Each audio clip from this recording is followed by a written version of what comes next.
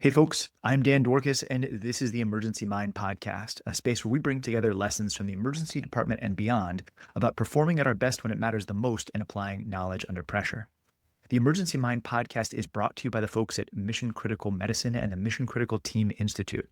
If you want to find out more about what we're doing there, you can find us at missioncti.com. All right, my guest today is Geoff Dougherty, which I'm incredibly excited to talk to and talk with, obviously. Geoff is an epidemiologist, a health services researcher, and a state health official. He holds a Master of Public Health and a PhD in epidemiology from the Johns Hopkins Bloomberg School of Public Health, where he's an associate faculty. He spent several years as the director of health services research at U.S. News and World Report, where he developed empirical methods for assessing hospital quality, and currently he leads work on population health measurement and complex systems modeling for a state health agency. And that's really where we're going to get into. He also works on NIH-funded research on social determinants of health, and if that's not enough, he's been involved in the volunteer fire and EMS service since he was 16. We won't comment on anybody's age on this podcast, but that's a lot of experience. And he's operated a number of leadership roles, including heavy rescue company lieutenant and department training officer. Geoff, thank you so much for coming on the podcast to talk to me about this. I'm stoked to do it. Yeah, I'm honored to be here and also really excited to delve into this. It's a great topic. Yeah. So we decided to have this podcast when we basically got on a call and started, frankly, geeking out collectively about complex systems theory and how it applies to emergency management, population health, like everything from the microcosm of a single resuscitation in a single patient all the way up to more macro systems level applications to health. And we realize there's a lot in here. We don't really talk about it enough. And there's the potential to really make a difference for folks who are operating in this space. So that's roughly what we're going to circle around today. But just to get us started, how did you get interested in complex systems theory, and where in that arc from 16-year-old EMT to what you're doing now did that sort of start popping its head up? Yeah, I'd like to say that this occurred to me late one night in the back of an ambulance, that this was all a big system of complex systems, but that is not what happened. This came up in the course of my doctoral studies, and the reason that I was really drawn to public health and epidemiology specifically was this question of these sort of large scale macro level determinants of public health, things like poverty and income inequality and structural racism and all of those things. And when you really dig into it, as I did over the course of 4 years, you realize that the way that medicine and epidemiology have traditionally analyzed things like disease determinants and so on is really not well suited for those types of questions for a couple of reasons. One is that traditionally the statistical models that underlie a lot of this research relied on the assumption that all of the research subjects are independent of one another. And so that assumption is pretty quickly violated when you start thinking about cities that operate on the macro level, or income inequality in one place affects hundreds of thousands of people versus another place. Another thing that kind of throws a wrench in the works is this idea of the causal pathway being like almost like a Hansel and Gretel trail, where it's very ordered and logical, and you go from point A to point B to point C to point D. And when you start again looking at these macro level factors, it's not linear like that. There's a lot of back and forth, what I eventually learned to describe as feedback loops, right? Where you have a patient who has asthma, and so they get outside less to exercise. So they're spending more time in their apartment with crappy air quality, and then they have more asthma. So it's this back and forth ping pong relationship that can lead to really rapid escalation or de-escalation of the thing that you're looking at. And so I became really interested in thinking about these processes as complex systems and addressing them through complex systems modeling, which is a little bit more suited to those kinds of things and doesn't have some of the drawbacks of the traditional way of looking at them. And so that's what led me initially down the road. Yeah. Okay. If you're listening to this and you're a resuscitationalist or a tactical medicine provider or something, and you're like, all right, why are we doing this? Let me take one step back and connect the dots here, because this is actually super important for you to understand. And my hope is that by the end of listening to this podcast, you're like pumped about complex systems and want to go find them in the wild and want to go work on them in your own work. But that loop that Geoff is describing is something that we see all the time within individual people, right? So we know that the human body is a complex system and that it operates within these feedback loops and these buffer systems and these sort of systems level approaches. And that same asthmatic patient that we're talking about that gets asthma flares because of their built environment and their home airflow, and that changes their behavior. That behavior change puts them at higher risk. That risk leads to more flares. That's the person that ends up in the back of the ambulance with you or ends up in your emergency department. And the reason that they're there, the severity of them being there, and what you have to do for them and with them reflects not just their own individual state, but also the rest of that system and the rest of those interactions around them. And then even when you get into a micro level, when you're working on them, the medicines you're using, the techniques you're using, whatever it is, have that same sort of layer, if you zoom into it, within their body and within their physiology. So the more we can understand this stuff, the way that Geoff's describing it, the better capable we are at handling the crisis and emergency that we really run into. So it makes sense to me that you, and I think this is a pretty common path actually, and I'm interpolating a little bit of what you're saying, but that there's a frustration sense in there, right? You're like, look, here are the basic tools I'm getting about how to model this stuff or about how I'm supposed to understand what's happening. And the reality is much more deep and rich and interconnected and annoyingly difficult to pin down without using some of these other concepts about complex systems. Yeah, it is. These larger social dynamics are really thorny to get at, but I think in general, there's a sense that they are causes, right? So intervening on them could have more benefit and more impact than intervening further on down the line when you're getting into the really nitty gritty of individual circumstances. But knowing what kind of interventions and how they're going to work and when they need to be made and developing empirical evidence for that is not something that you can really do well with the traditional approach to this. And yeah, it's that sense of opportunity and limit together that I think pushed me and pushes a lot of people into that direction. Yeah. And okay, this is not a softball question at all. I actually think this is quite a hard one, but can you take a stab at what is a complex system and help everybody understand when we're talking about this, what do we mean? Yeah. So complex systems are systems that we see, as you alluded to, every level of entity. So in the body, in small social groups, in large social groups, in societies, businesses, all sorts of things, right? And the key things, and I'm sure I'll miss one or two that you can jump in with, but the key things are that make a complex system, and I think make it interesting for us, are that there's a bunch of actors or agents, and they can be of different types. And so if you think about emergency medicine, you might have patients, doctors, APPs, nurses. You can have geography or space in there, so treatment cubes and MRI machines and things like that. And then there's a couple of pieces of behavior that really go into making a complex system. One is interaction between the agents and the various types of agents, where they're all trying to do the various things that they do mostly in the best way that they possibly can. And those interactions can have unexpected effects on other agents, right? And another key piece of this is the feedback loops that we mentioned. You may have an action interplaying with an environmental condition that really creates this rapid change in the model. And a kind of superclass of that type of thing is what I would say are nonlinear or emergent effects. And so what that means is that you can have 100 patients waiting in the emergency room, right? And the system is more or less steady in being able to keep up with that. And then the 101th patient arrives, everything just goes to hell, right? And so that's a dynamic that I think we can all relate to on a really practical level, but on a conceptual level, that is actually a feature of complex systems, right? Where you get this really large effect and a pretty small change in the system. And that has some interesting implications as well for those of us who are looking to make the systems better, which is that sometimes in a complex system, for a pretty small investment of money or elbow grease, can make things much better. And so it's those types of opportunities that I think thinking of things as complex systems can help us to spot. Yeah. So we have individual agents who are autonomous or conscious or semi-autonomous, depending on the time of day and how much coffee we've had, and individual agents who have their own sort of goals and drives and plans.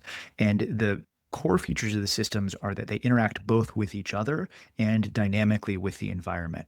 And they do that in really unpredictable and not totally mappable ways. And when you combine those sets together, then you start getting the features that you're describing, one of which is this non-linearity or like emergent property underneath it and behind it.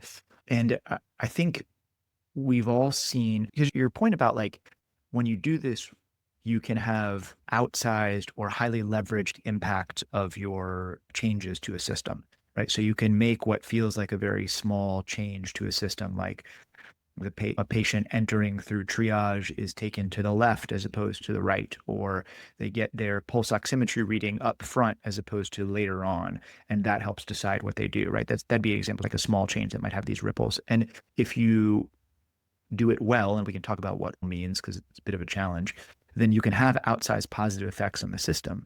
But conversely, little things that don't seem like they should matter can have catastrophic effects on the effectiveness of the system to actually operate. And this is anything from, what's a great example for one of the places that I've worked in the past is that you have to register the patient in a certain way before you can draw medications out to treat them. And that's a pretty reasonable assumption if you think about a linear ordered process of somebody moving through the inputs, the patient, the operations is the team, and then the output is treatment and delivery of medical care. But when we don't account for the fact that there are high levels of interactions between these things, and only a certain number of people that can register the patient, we end up with these situations where somebody's having an acute stroke or they're bleeding to death or whatever it is, and we can't pull the right medicine out of the thing because the system's set up to do blah, blah, blah. Now, I'm not going to get on that soapbox because that's a whole different question, but I think that thinking ahead about like, how do processes work? What are the interactions between pieces, and what might the second and higher order effects be when I change something is, in my sense, what you're getting at here. Am I reading that right? Yeah, that's 100% where I'm going. And I think it's really important to metabolize what you said about the idea that these things that are seemingly small can have really outsized effects, either positively or negative. Really just depends how they work, and so that's what makes it so important to try to get your mind around how these systems work, because otherwise I think pretty difficult or pretty easy to navigate yourself unexpectedly into a difficult situation, or conversely, to do something that you think is having a positive effect for one reason, but it's actually having a positive effect for a completely different reason that was the seemingly small add-on detail that you didn't give much thought to. I think that's another possible. So how do we start approaching these complex systems? And maybe that's a question about how do we start to recognize them in the systems that we work in? And maybe that's a question about what are some of the key features that they have in general, or how do we start interacting with them?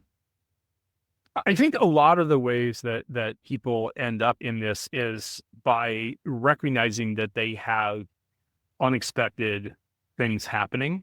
That can be a really good, if nerve-wracking entry into this space. So I guess one thing would be to be attuned to the places where you are seeing things that don't seem to match up in order of magnitude, right? We switched the APP scheduling by 25 minutes on Tuesdays, and all of a sudden everything is a hot mess. Okay. That might be an indication that you are working with a complex adaptive system, and it might be productive for you to think about how that system, what makes it complex and adaptive, and how that might be playing into the things that you're observing on the ground. I think another way would be to just be complex systems curious, for lack of a better word, to say, okay, I've got this collection of people and environmental features and shifting dynamics over time. How might I construe that as a complex system, and what would it mean for me if I did? I guess that would be another way to go down that road. Yeah, in one layer underneath what you're saying is the assumption that most humans think really well in linear systems, but we don't necessarily think very well in complex or nonlinear systems. So a linear system is you add a patient, the wait time goes up. You add a patient, the wait time goes up. You add a patient, the wait time is now quadrupled for some reason. Sorry, that's a nonlinear system. You have this sort of uptick in it right there. And when you're saying, what are you surprised by? What we're implying is that if you can understand, hey, I think there's a linear model here. So if I do this change, this is the effect I expect to see. But then you actually see something that's wildly different. That could be a clue that, hey, there's some nonlinear or sort of complex systems dynamics going on in that space. And most of us in medicine have an intuition of that when we think about buffer systems, which are examples of systems that are linear in some domains and then nonlinear in other domains. And you have this angle, this bifurcation point, this phase transition that sort of happens at one space of it, right? So you have the patient where, you can give them 250 cc's of fluid and everything's fine. And then another 250 and everything's fine. And then another 250 and bam, they're in flash pulmonary edema and everything's terrible because you've escaped a buffer zone for them, right? So when you see that thing happen, that phase transition, that's a good signal to yourself. And I love that phrase, to get complex systems curious. That's amazing, right? That you should be thinking about that complexity about that. But that sort of requires you to have an understanding of what either what you thought would happen or what should happen in quotes, or what average happens in there. I've never thought this before, but do you think that's easier is that a technique that's more usable for, it's a leading question, but how does that work for more like senior people who have a better detailed understanding of what the environment should be doing versus more junior people who are getting into this for the first time? I've been thinking as we've been talking about this, that one of the key challenges, and I don't know if this really answers your question, but I'll just say it anyway, and we can go from there. I think that we all have this, and you alluded to it, we all have this linear model running in our minds, right? Because so many things in our world are linear that I think that we develop a really pervasive bias that it might even be hard to spot, that like it's just running in the background, that we expect that if two of something produces four of something else, that four of something is going to produce eight of something else. And then I think it can be really surprising when you end up with 27 of those things. So I think that bias it extends across a lot of different fields and types of folks. And I think even people working in complex systems sometimes have trouble recognizing that their expectations are based on models that they know, or mental models that they know are not necessarily particularly applicable to the space that they're looking at. So we have the feature of phase transitions or nonlinearity, and that's both a vector with which we can get curious and an angle we can look for to say, hey, maybe there's complexity at work here. What other core features would you put on that list of things of complex systems that people should be on the lookout for? Maybe if they're asking, hey, is complexity at work here? Or maybe they're assuming from your other point, hey, there's probably complexity at work here. Where should I be shaping my lenses at or looking at? Yeah, that's a good question, but also a good point that like the default model in our minds, or just our bias towards linear systems, is probably wrong in almost every instance, right? Like we know that the world essentially runs on complex systems, from the cellular level to the body level, to the organization level, to the society level. These things are pervasive. So you might want to just assume in some way complex systems. And so I think the other thing that you were getting at is, what other features can we look at or think about? Yeah.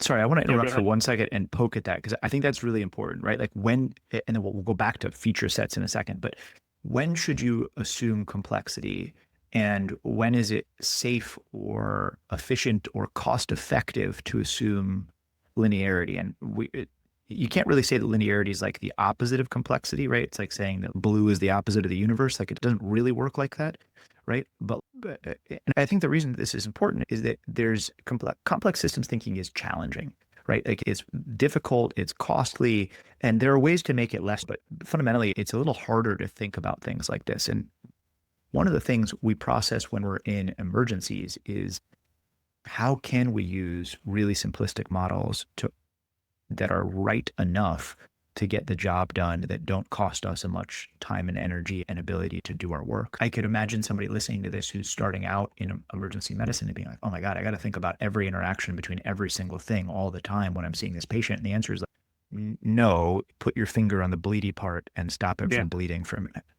ABC is a good thing to start with. Yeah. And that like both is a great example, right? Because that is a thing that completely ignores the complexity of the different systems working together and literally says, look, it doesn't matter what's happening here. You got to fix this part first. So maybe talk about the tension between that, about using linear models to look at facets of complex systems, even though we can take a step back and be like, yeah, it's actually a really complex system underneath it, and we're like steamrolling it. So I think my favorite one-liner from graduate school is something that a statistician named George Box said, which is that all models are wrong, but some are useful. And this is that writ large, I think, in that linear models are really useful. And it's only when the limitations start to outweigh the benefits of the simplicity that we need to push in another direction. But I think it's helpful, maybe just because the bias towards linear thinking is so pervasive, to start from a different place, which is, I know there's a lot going on under the hood here, but right now I think that I can probably simplify or not necessarily focus on every last bit of that complexity if I have a useful heuristic for something that I know needs to happen. On the other hand, if you're in a position where you've gone down the road of ABC as a metaphor, and that's not serving you well Sure. in the outcomes or in any other kind of metric that you're looking at, then it may behoove you to remember the starting point, which is that these are often complex systems on which we are applying veneer of straightforward linear thinking for the sake of efficiency. That is such a good sentence. That's awesome. We're applying a veneer of simplicity on top of a underlying very complex system, and we're doing it on purpose for a cost trade-off. That's great. Yeah, I think I haven't really thought in depth about that. I think it is important to acknowledge that's what we're doing. And it's very productive and appropriate in many instances. But I think the key is to be able to recognize when it's not, and to realize that maybe that's a cue to peel back the veneer and start thinking about things in a different way. Yeah, so there's a concept there of which facet of the model to bring forward, like which facet are we focusing on? Like right now, there's this very complex system, but it's acting as if it were a simple system, where we can model it using a simple system if we look at this piece of it. So we've talked in the podcast before with Roger Kneebone, who's a doctor that's done a lot of work on what expertise really is. And we've talked a lot about the interaction between sort of the Kahneman way of thinking of things and the Klein way of thinking of things, and the not disagreement between them, right? And really the overlap about what expertise looks like and where you can model certain systems. So there's a whole sort of rabbit hole to go down in that direction about like, how do you decide what model to use, which model is the right feature to highlight, and like, how does expertise and learning play into that? And then there's what you're saying, which is a wonderful adjunct to that, which is that, hey, when reality doesn't match this model that you've put on top of it, don't forget, you just put this model on top of the reality. And the reality is actually much more complex than what you're pretending it is for this brief moment of resuscitating this patient or bringing a stroke patient through the whole pipeline or whatever it is. It's a great reminder and a way to frame that. I think, yeah, go ahead. No, please. I think that in the back of my mind, the thing that I'm wrestling with is the speed at which that recognition sometimes needs to occur, and whether this is a discussion more geared towards the people that are running emergency rooms and trying to solve long running problems, or the folks that are running resuscitations and trying to solve short running problems. And I'm not clear in my own mind on that, to be frank about it, but it may be both or one or the other. I don't know. The joy of podcasting. We're not really sure. We're figuring this out live as we go. This is discovery rounds as we sort through it. But let's punt on that question and go back slightly to this idea of feature sets, right? What are some of the things that, if you're thinking about complexity and complex systems, that you should be looking for and recognizing? And this will backtrack its way into, hey, is my system more complex than I'm pretending it'll be? This will backtrack into how can I be planning things if I'm more of running an emergency department, or how should I be thinking about this patient maybe not behaving in my model if I'm resuscitating? So it'll connect. We just have to fill in the gaps of the puzzle. Yeah. So in terms of feature sets, I think the environment is obviously really important, and recognizing that there is this interface between the environment and the actors or agents, I think is really key. And thinking about the way that the environment pushes agents in one direction or another, that's a lot of it right there, honestly. Yeah, let's press on that because I think there's a couple of hidden things in there that aren't necessarily obvious. So when you say the environment pushes the agents to do in certain directions, what does that mean? So it can be something as straightforward as when you have 50 people in your waiting room, a higher percentage of them are more likely to leave without being seen. Or it can be a situation where a particular staffing pattern, if you have, and so what is the environment? At a certain level, the environment is physical, and at a certain level, it's the aggregate of the actors that are operating in your concept here at one time or another. So it might be that having 10 providers working together on a shift is causing challenges, but 15 is causing a reduction in some types of behavior. People are finishing their clinical notes on time when there's 10, but when there's 15, they are, or anything of that ilk, really. And it can be physical environment as well. So the distance between triage and treatment bays and imaging and all those things is another environmental feature that might be relevant in this context. Yeah, so as we're thinking about how agents, which again are the individual actors in the system, whether that's a person or a team or a patient or a system or whatever it is, subsystem or whatever it is, when we're thinking about how the environment maps to them, we're thinking about and this is an incomplete list, but the built environment, which is some version of, like you said, physically, how do you move from A to B and what are the obstacles or friction points or things that do that? We're thinking about the cultural things, which are like usually on Thursdays, patients who are sicker go to B pod as opposed to A pod because of who staffs it. And those are like the unwritten but understood things. And then we have, in some sense, the rules or regulations which dictate what should happen. A great example of this, we wrote a paper a few years ago looking at access to comprehensive stroke centers in Los Angeles. And the rules at the time were if you are within a 45-minute, or it might have been 30-minute drive from the closest comprehensive stroke center, then you're diverted there, even if there's a closer hospital. And what we did is literally just map, what does that map look like in high traffic versus low traffic times of the day? So here's an example of the environment, in this case, traffic, dictating, interacting with a rule, both of which are simple things, and then producing this unexpected complexity, which is that if you have a stroke in a certain census tract at one time of day versus another, you're more or less likely to get to a higher level of stroke care.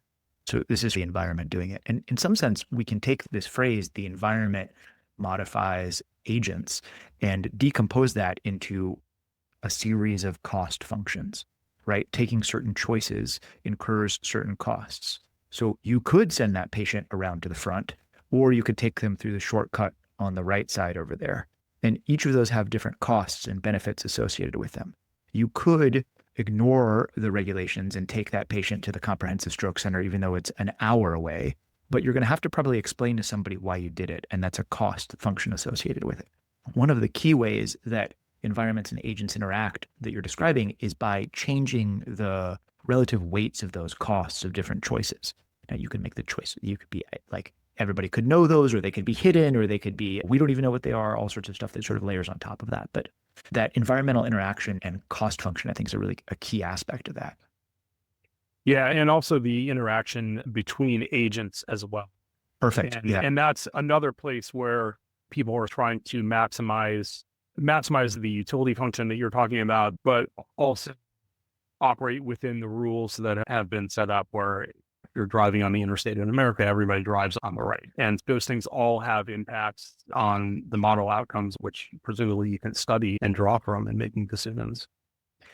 This is, I think, a great vector here to get into a concept you and I have talked about before off this podcast of path dependence, right? Because I think like especially the metaphor of which side of the road do we drive on is really a path dependent story. But can you take folks through that? What does that mean and why do we care about it? Yeah. So path dependence is this idea that your path through the system to a certain degree is unique, and your action in the system is dependent on how you got to the place that you are in the system. And that can have, I mean, for me, like thinking about it loosely, a pretty tidy way of explaining why at certain hours of the day, ambulance crews hate triage nurses, ER docs and trauma surgeons don't necessarily get along all that great, and all those other things, which is the world coming from a different place to the spot where we come together. And that has implications for what those interactions look like. But obviously it has other more sophisticated iterations as well. So when we're in an emergency department and we're thinking, hey, is there path dependence going on in this space? One of the things we can use to think about that is these different people who are showing up and operating here. What are the stories that they come with? What are the skill sets they come with? And what is their background? And how are they arriving at this moment? What do they believe things to be like when they hit here? And we do a lot of work on the mission critical side of the fence of looking at teams that have different disciplines and different professions coming together to solve a problem. One of the key features that we do for that is how much of a shared mental model can you build so that everybody understands the actual game you're playing. So if you and I both sit down at a board with a bunch of squares on it and you think we're playing chess and I think we're playing checkers, that's our path dependence of how we got to that board. But now we have to negotiate that to understand what game we're actually playing in that moment. Yeah. And the lack of a shared mental model can really impact how things go forward. And also that idea of building the shared mental model is providing some path commonality at some point in the past. So from that point, you're moving forward, having had a shared experience together, which yeah, sure, of course has implications for, in all likelihood, making things go better when you reconvene next, wherever that may be.